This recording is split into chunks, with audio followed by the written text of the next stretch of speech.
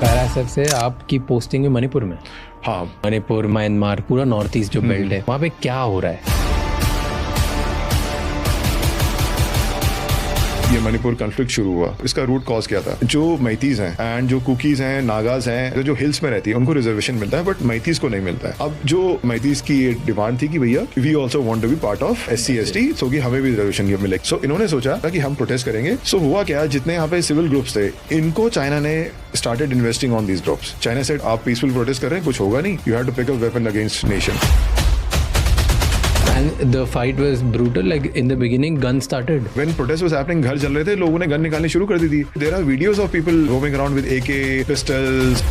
Major Digvijay Singh Rawat, former 21 Para SF Special Forces officer and Kirti Chakra awardee, recognized for exceptional courage and distinguished service. So now, what is government doing there? जो state police थी, it was completely divided on ethnic lines. जो Manipur police थी, जो इम्फाल में थी, they were properly acting as a Meitei police. जो cookie police थी, they were properly acting as a Kuki police. So they were not acting as a Manipur police. And जो वहाँ पे चीफ मिनिस्टर, वो क्या कर रहे थे? कुछ भी नहीं, they were absent. उनके ऊपर भी बहुत ज्यादा प्रेशर था खुद की कम्युनिटी का। MLAs और CM के घर तक में अटैक हुआ था।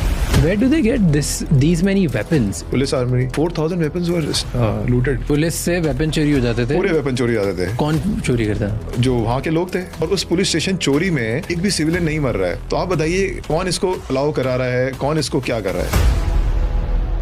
पैराएसएफ में थे। Tell me if in a hypothetical situation, अगर पैराएसएफ का एक सोल्जर वर्सेस नेवी सील का एक सोल्जर 1-on-1 हो, who will win? I would say physically, like Indian troops, SF troops are very, very rugged. Training days के बारे में बताओ। Do you ever train with blindfolded? Yeah, I mean multiple times. As I said, कि जैसे हमारी weapon training होती थी, weapon assembling training होती थी, in general रगड़ा भी होता था हमारा कई बार। रगड़ा बताओ एक।